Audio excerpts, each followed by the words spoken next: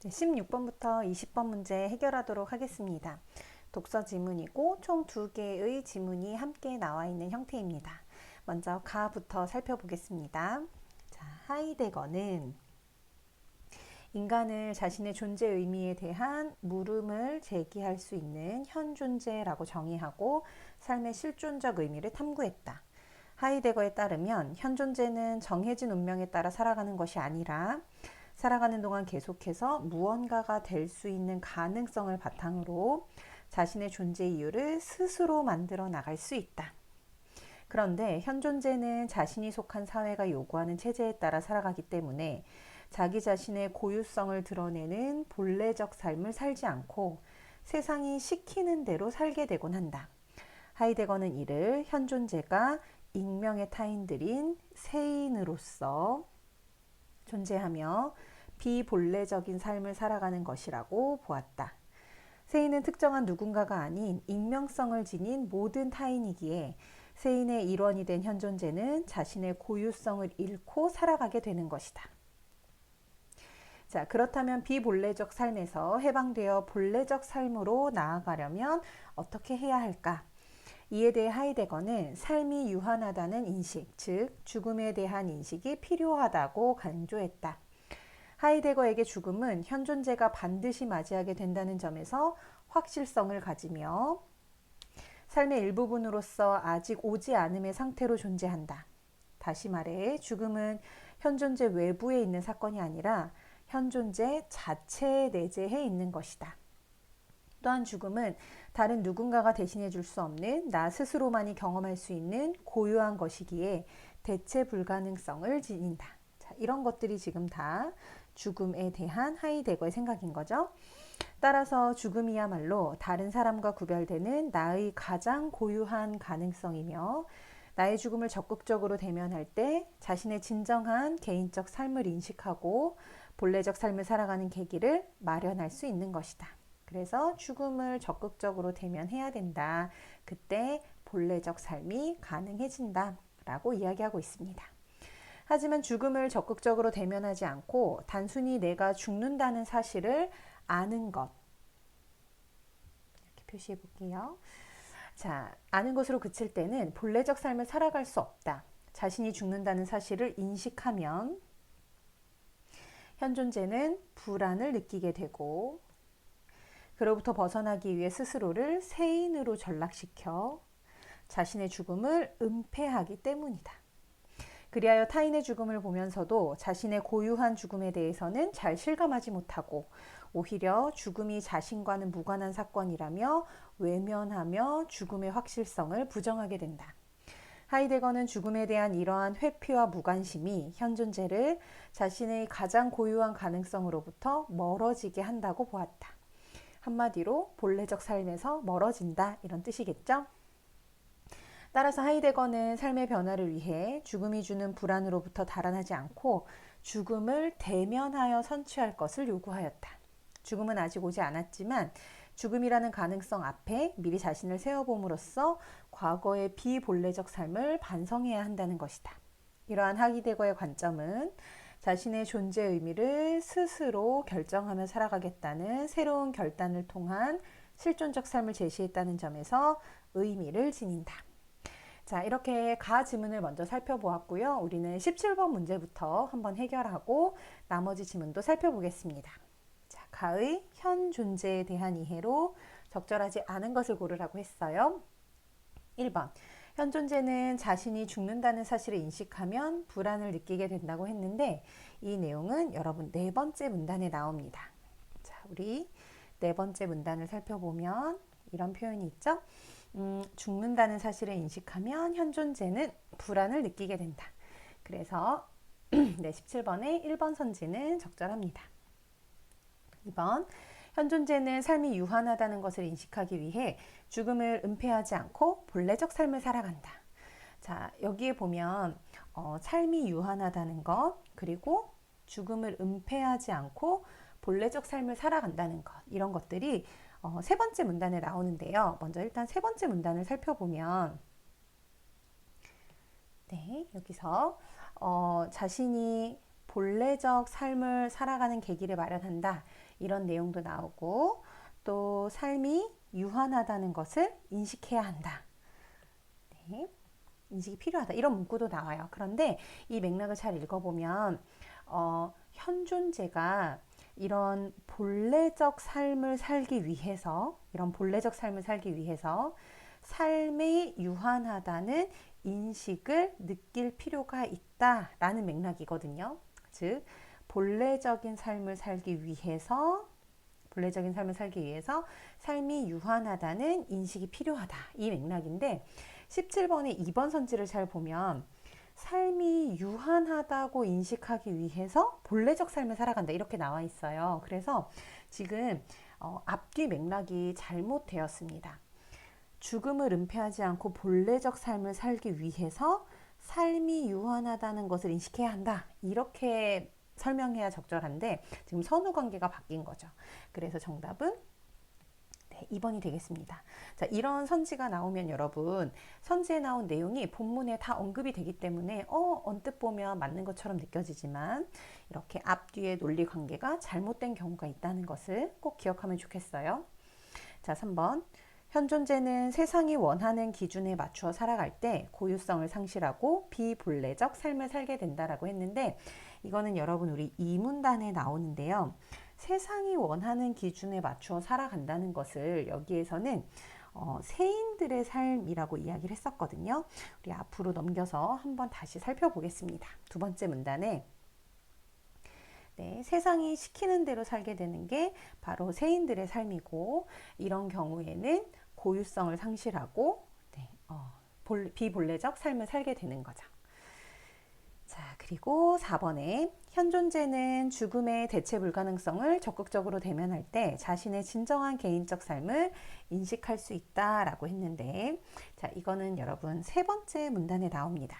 세 번째 문단에 보면 죽음의 특성 중에 하나가 이렇게 대체 불가능성이었고 그리고 이 대체 불가능성으로 보여지는 죽음을 대면할 때 나의 죽음을 적극적으로 대면할 때 진정한 개인적 삶을 인식하고 본래적 삶을 살아갈 수 있다고 했었죠. 자, 5번에 현존재는 정해진 운명에 따라 살아가는 것이 아니라 자신의 존재 이유를 스스로 만들어갈 수 있다라고 했는데 이건 첫 번째 문단에 나옵니다.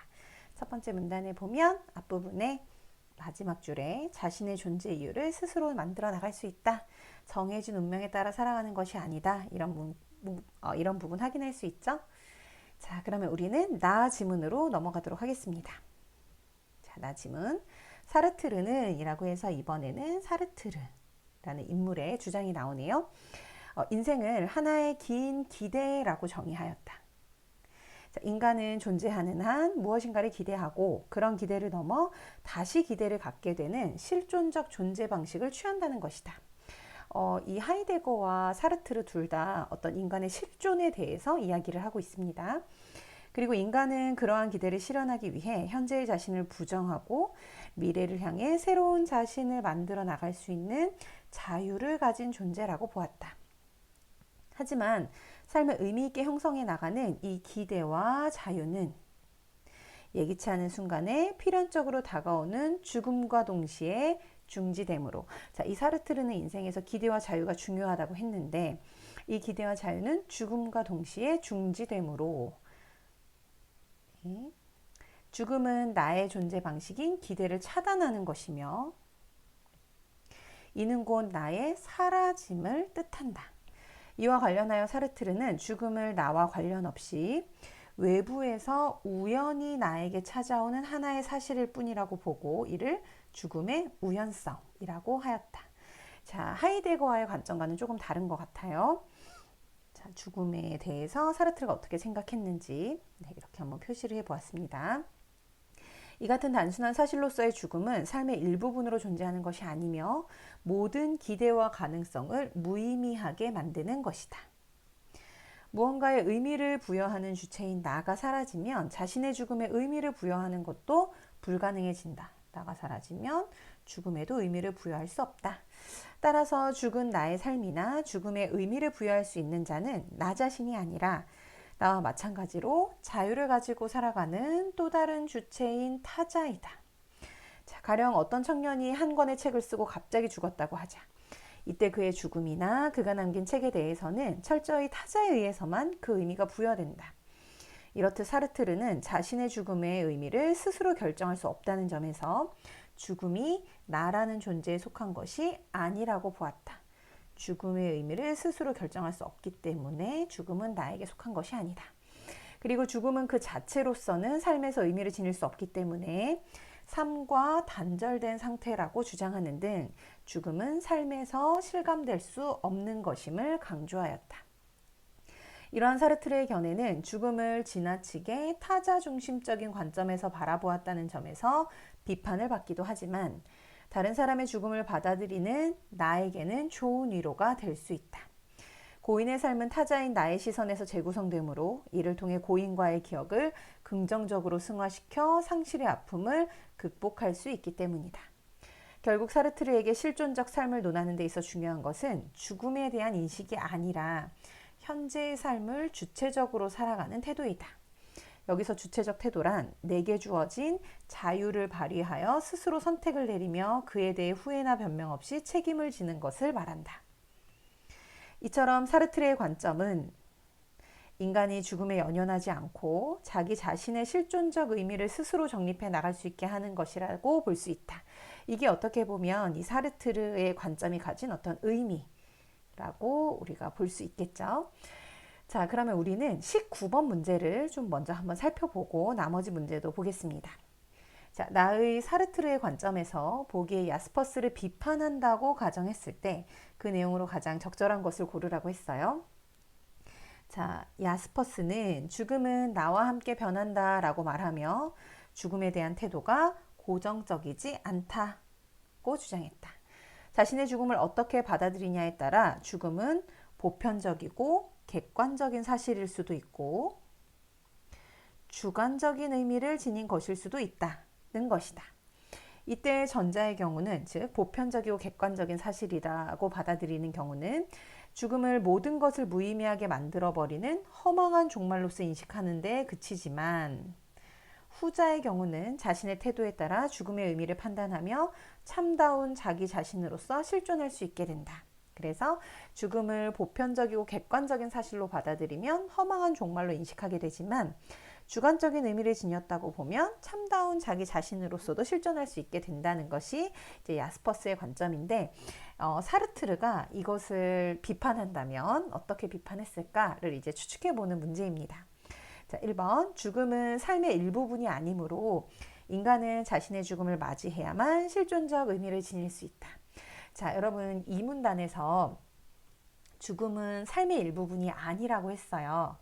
여기 이 문단 마지막에 보면 죽음은 삶의 일부분으로 존재하는 것이 아니다 라고 이야기해서 앞부분은 맞는데 그렇기 때문에 죽음을 맞이해야만 실존적 의미를 지니는 것은 아닙니다. 죽음은 자신의 실존을 인식하는 것과 크게 상관이 없다. 죽음에 연연하지 않고 실존적 의미를 스스로 정립해 갈 수 있다라고 사르트르가 이야기했기 때문에 1번은 적절하지 않죠. 2번 죽음은 나와 상관없이 찾아오는 우연한 사실이므로 자, 여러분 이 죽음의 우연성 이거 우리 이 문단에서 확인했었죠. 앞에 잠깐 살펴볼까요? 네, 죽음은 우연히 나에게 찾아오는 하나의 사실, 죽음의 우연성. 자, 인간은 자신의 죽음의 의미를 판단할 수 없다라고 했는데 죽음이 오는 순간 나도 사라지기 때문에 자신이 본인의 죽음의 의미를 부여하기는 어렵다고 했어요. 그게 세 번째 문단에 나오거든요. 나가 사라지면 자신의 죽음의 의미를 부여하는 게 불가능해진다. 그래서 2번은 사르트르의 관점에 적합하기도 하고 따라서 죽음의 의미를 판단하면 참다운 자기 자신으로 실존할 수 있게 된다는 이 야스퍼스에 대한 견해에 대한 비판도 되는 거죠. 자신의 죽음의 의미를 판단할 수 없는데 그걸 어떻게 주관적인 의미로 생각할 수 있겠어? 라는 맥락입니다. 그래서 정답은 2번이 되겠네요. 자, 3번 인간은 자유를 발휘하며 살아갈 수 있으므로 자, 이 사르트르의 관점에서 자유가 중요하다고 했었죠. 기대와 자유. 자신의 관점에서 자신의 죽음을 해석하여 실존할 수 있다. 방금 우리 본 거예요. 자신의 죽음을 스스로 해석할 수 없다고 봤습니다. 자, 4번. 죽음은 나의 사라짐을 의미하므로. 그렇죠. 인간은 자신의 죽음의 의미를 찾지 못해 실존적 삶을 살아갈 수 없다고 했는데, 자, 자신의 죽음의 의미를 찾지 못하더라도 실존적 삶을 살아갈 수 있죠. 그래서 마지막 문단에 보면 이렇게 죽음에 연연하지 말고 않고 자기 자신의 실존적 의미를 스스로 정립해 나갈 수 있게 하는 것이 중요하다라고 이야기했기 때문에 3번 선지도 적절하지 않습니다. 4번 선지도. 자, 5번. 인간은 각자의 기대에 따라 무언가의 의미를 부여하며 살아가므로, 자, 이 기대 중요하다고 했었죠? 자, 자신의 죽음을 주관적인 의미로만 인식할 수 있는 게 아니라, 주관적인 의미가 아니라, 자신의 죽음은 우리 사실로만 인식할 수 있다고 했어요. 그 부분은, 네, 이렇게. 두 번째 문단 마지막에 보면 죽음과 동시에 중지되고, 오른쪽 위에 보면 네, 여기 외부에서 우연히 나에게 찾아오는 하나의 사실일 뿐이다, 이런 맥락 나오죠. 그래서 5번도 적절하지 않습니다. 자, 그러면 우리 18번 문제를 좀 먼저 한번 살펴볼게요. 자, 가와 나를 바탕으로 기역과 니은을 비교하여 이해한 내용으로 가장 적절한 곳을 고르라고 했는데, 기역 같은 경우에는 여러분 세인입니다. 이 세인은 기억나죠? 본래적 삶을 살지 않고 세상이 시키는 대로 사는 인물. 그래서 익명의 타인들, 비본래적 삶을 살아가는 대상들. 그래서 자신의 고유성을 잃은 사람. 이걸 이제 우리가 세인이라고 봤고, 니은의 타자 같은 경우에는 나와 마찬가지로 자유를 가지고 살아가는 또 다른 주체인데, 나의 죽음에 의미를 부여할 수 있는 사람. 네, 이런 사람을 우리가 이제 타자라고 봤습니다. 자, 그러면 기역은 세인이고 니은은 타자인데, 이걸 비교한 것으로 적절한 것을 고르라고 했어요. 자, 1번. 기역은 죽음의 확실성을 부정하는 존재이고, 자, 세인은 죽음의 확실성을 여러분 부정하죠. 왜냐하면 네, 여기 네 번째 문단에 이런 표현이 나옵니다. 네, 이렇게 세인으로 전락하면 죽음의 확실성을 부정하게 된다, 이런 문구 나오죠. 그래서 세인은 죽음의 확실성을 부정하는 존재이고, 니은은 죽음의 우연성을 부정하는 존재라고 했는데, 우연성을 부정하는 건 아니에요. 왜냐하면 이 죽음의 우연성은 사르트르가 말한 죽음의 어떤 특성 중에 하나였는데, 나가 죽으면 나의 죽음에 의미를 부여할 수 있는 자가 타자이기 때문에 이 타자가 죽음의 우연성을 부정한다라고 보기는 어렵죠. 2번. 기역은 자신의 죽음을 외면하는 존재이고, 자, 이것도 역시나 마찬가지로 세인 같은 경우에는 아까 우리 네 번째 문단에서 죽음이 자신과 무관한 사건이라고 외면한다, 세인으로 전락하면 이렇게 외면한다 라고 이야기했었죠. 그 다음에 니은은 타인의 죽음에 대해 의미를 부여할 수 있는 존재. 그렇죠, 타인의 죽음에 대해 의미를 부여할 수 있는 존재. 그래서 정답은 네, 2번이 되겠습니다. 3번. 기역은 다른 사람과 구별되어 살아가는 존재이고, 세인이 다른 사람과 구별되는 것이 아니라 다른 사람과 똑같이 세상이 시키는 대로 사는, 즉 고유성이 없는 인물이었죠. 니은은 다른 사람과 단절되어 살아가는 존재. 여기서 뭐 단절됐다 이런 표현을 찾기 어렵습니다. 자, 4번. 기역은 익명성으로부터 벗어나 살아가는 존재가 아니라 익명성이 세인의 어떤 핵심이었죠. 그 다음에 니은은 주체성으로부터 벗어나 살아가는 존재라고 했는데, 여러분 타자도 또 다른 주체예요. 여기에 보면 네, 이런 표현 나오죠. 또 다른 주체인 타자. 그래서 타자가 뭐 주체성을 벗어났다, 이렇게 보기는 좀 어렵겠습니다. 자, 그 다음에 5번에 기역은 자신의 삶에서 새로운 결단을 실현하는 존재라고 했는데, 기역은 어떤 새로운 결단이나 실존적 삶의 모습을 제시하는, 즉 본래적 삶을 살아가는 인물이 아니라 비본래적 삶을 살아가는 인물이었잖아요. 그리고 니은은 자신의 삶에서 기대를 실현하는 존재라고 했는데, 이 기대를 실현하는 존재라는 건 여러분 우리 첫 번째 문단에 보면 사르트르가 인생에 있어서, 즉 삶을 의미 있게 형성해 나가는 데 있어서 이 기대와 자유가 중요하다고 했거든요. 그리고 그 기대와 자유는 어쨌든 주체로서 가지고 있는 중요한 요소인데 타자도 어떻게 보면 또 다른 주체라고 했기 때문에 이 타자가 뭐 자신의 삶에서 기대를 실현하는 존재라는 것이 뭐 틀렸다고 보기는 좀 어려울 것 같습니다. 이 문구 자체가 사르트르가 인생에 있어서 인간은 어떤 존재인가를 설명할 때 나왔던 개념이기 때문에 네, 뒷부분은 틀렸다고 말하기는 어렵겠네요. 자, 그리고 16번 문제 한번 살펴보죠. 가와 나에 대한 설명으로 가장 적절한 것을 고르라고 했고, 가는 시간의 흐름에 따른 구성을 통해 특정 개념의 의미 변화를 설명하고 있다고 했는데, 시간의 흐름에 따른 내용 구성도 아니고 당연히 의미가 어떻게 변화했는지가 등장하는 것도 아닙니다. 나는 질문에 답하는 형식으로 특정 개념에 대한 철학자의 견해를 제시하고 있다. 자, 이 사르트르의 견해가 나온 것은 맞지만 질문에 답하는 형식은 아니었죠. 3번에 가는 나와 달리 특정 철학자의 이론을 언급하며 이론이 지닌 한계를 드러내고 있다고 했는데 가에서는 하이데거의 개념이 언급되는 것은 맞지만 한계를 드러낸 것은 아니었습니다. 나는 가와 달리 역사적 인물의 삶을 분석하며 철학자의 주장을 입증하고 있다고 했는데 철학자의 주장이 나오기는 합니다. 사르트르. 그러나 역사적 인물이 따로 언급되는 것은 아니죠.